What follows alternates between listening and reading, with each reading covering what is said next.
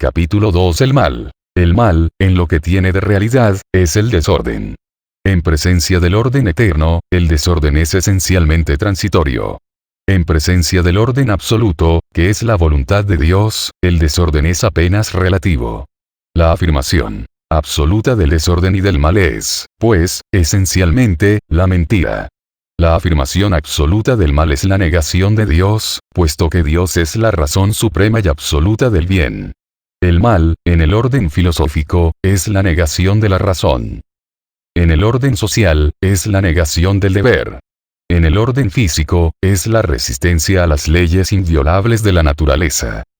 El sufrimiento no es un mal sino la consecuencia y, casi siempre, el remedio del mal. Nada de lo que es naturalmente inevitable puede ser un mal. El invierno, la noche y la muerte no son males. Son transiciones naturales de un día hacia otro día. Del otoño hacia la primavera, de esta vida hacia la otra vida. Proudhon, 1, dice: Dios es el mal, lo que es como si hubiese dicho: Dios es el diablo, pues el diablo es tomado, generalmente como genio del mal. Demos vuelta a dicha proposición y obtendremos la siguiente paradoja. El diablo es Dios o, en otros términos, el mal es Dios. Pero con seguridad que al hablar así Proudhon no se refería a Dios, como personificación hipotética del bien.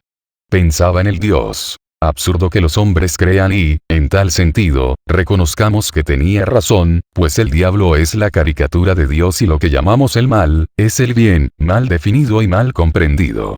No sería posible amar el mal por el mal, el desorden por el desorden mismo. La infracción de las leyes nos agrada porque así nos parece, que nos colocamos por encima de ellas.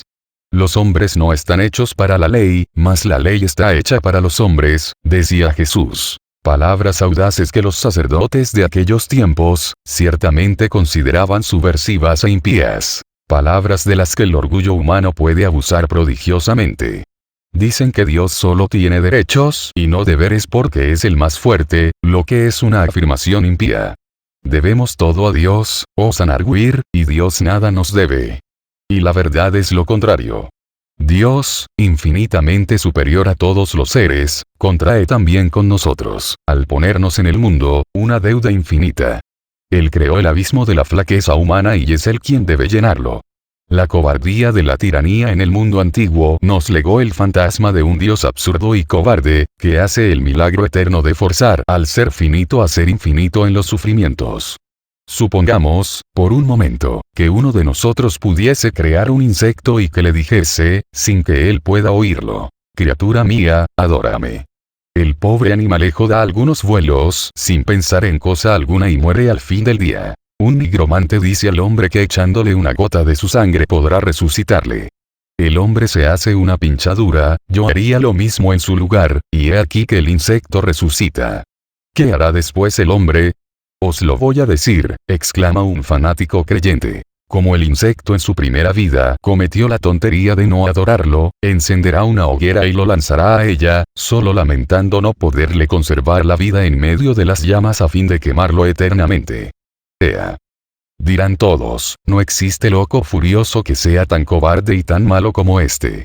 Yo os pido perdón, cristianos vulgares. El hombre en cuestión no podría existir, concuerdo. Pero existe, aunque en vuestra imaginación solamente, digámoslo ya, alguien más cruel y más cobarde.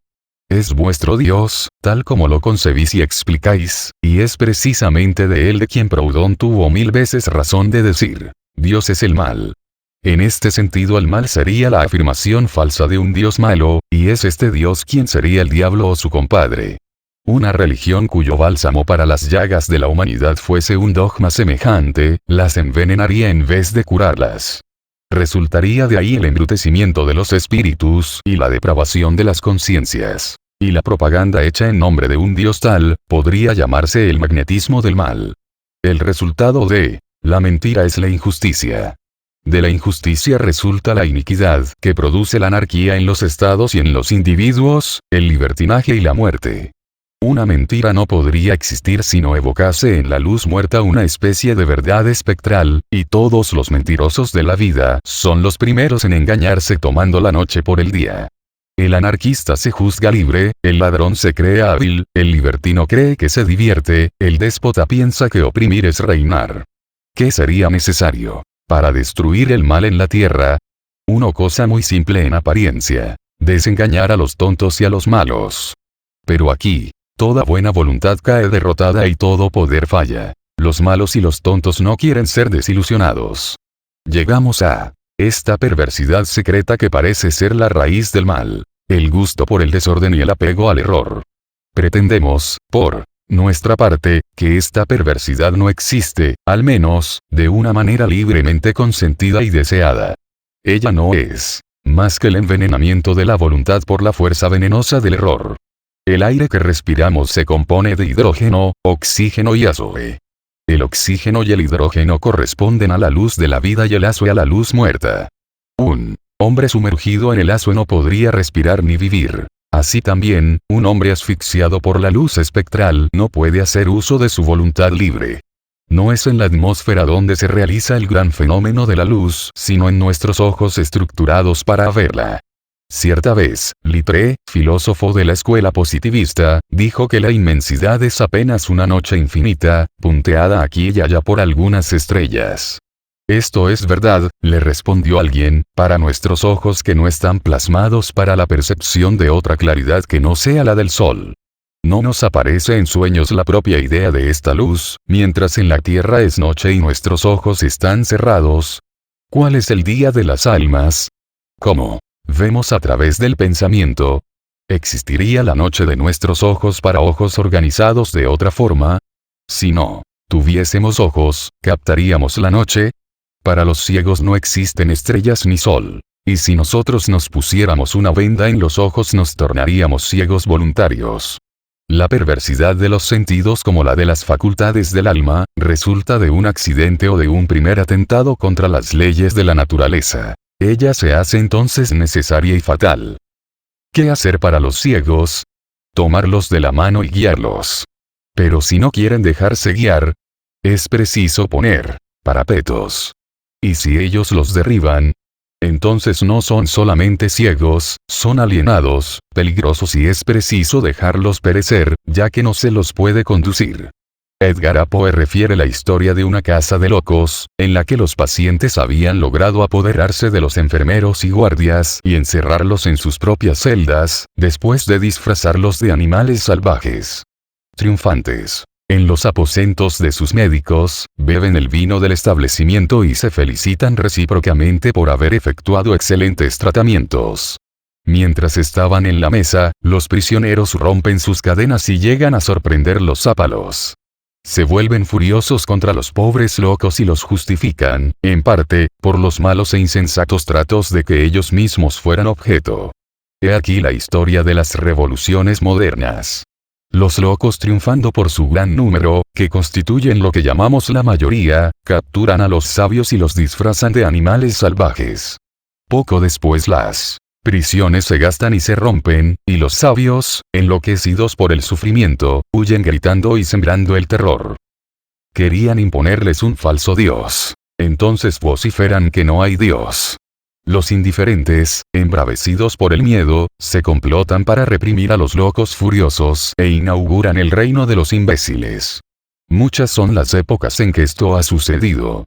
¿Hasta qué punto son responsables los hombres de estas oscilaciones y angustias que producen tantos crímenes?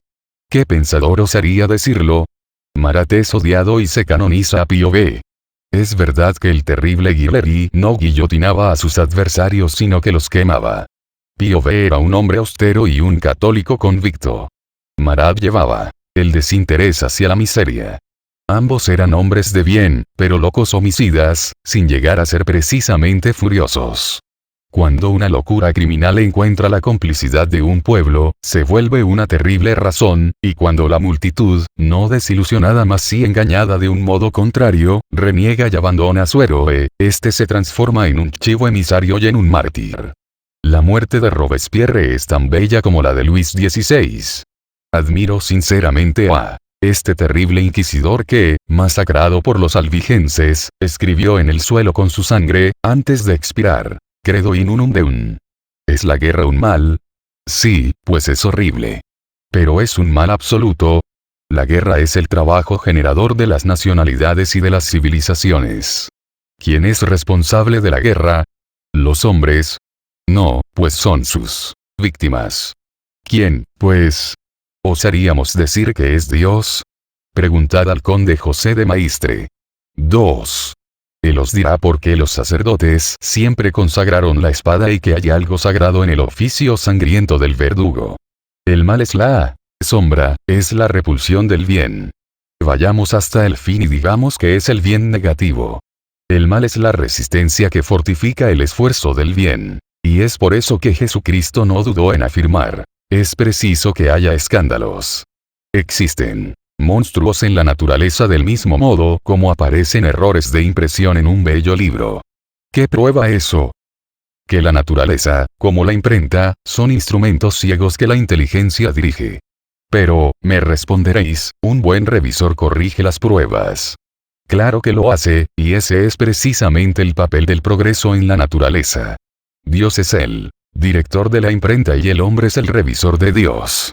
Los sacerdotes siempre han proclamado que los flagelos son causados por los pecados de los hombres, lo cual es cierto, puesto que la ciencia es dada a los hombres para prevenir los flagelos. Sí, como se afirma, el cólera proviene de la putrefacción de los cadáveres hacinados en la desembocadura del Ganges. Si el hambre es provocada por los monopolios. Si la peste tiene por causa la suciedad. Si la guerra deriva del orgullo estúpido de los reyes y de la turbulencia de los pueblos, ¿acaso no es entonces la maldad, o más bien la tontería de los hombres, la causa de los flagelos? Se dice que las ideas están en el aire. Podría afirmarse lo mismo de los vicios. Toda corrupción produce una putrefacción, y toda putrefacción tiene su mal olor característico. La atmósfera que rodea a los enfermos es mórbida, y la peste moral tiene también su atmósfera, mucho más contagiosa. Un corazón honesto se halla cómodamente en la sociedad de las personas de bien. Se siente oprimido, sufre, queda sofocado en medio de los centros viciosos. Notas del traductor. 1. Proudhon. Filósofo, escritor y periodista francés, fundador del sistema mutualista y autor de varias obras, entre ellas, su famosa memoria titulada ¿Qué es la propiedad? París, 1850, que es la que ha provocado más crítica seria y jocosa, consagrada a desarrollar exclusivamente esta especie de axioma escrito en las primeras páginas. La propiedad es el robo. Arregló una edición de la Biblia con muchas notas sobre los principios de la lengua hebrea. Otras de sus obras son De la justicia en la revolución y en la iglesia, Nuevos principios de filosofía práctica, Los evangelios anotados por J. Proudhon. 2. José de Maistre. Célebre publicista, filósofo y diplomático saboyano, autor del libro Papa, la más atrevida apología del poder temporal y espiritual de la Santa Sede.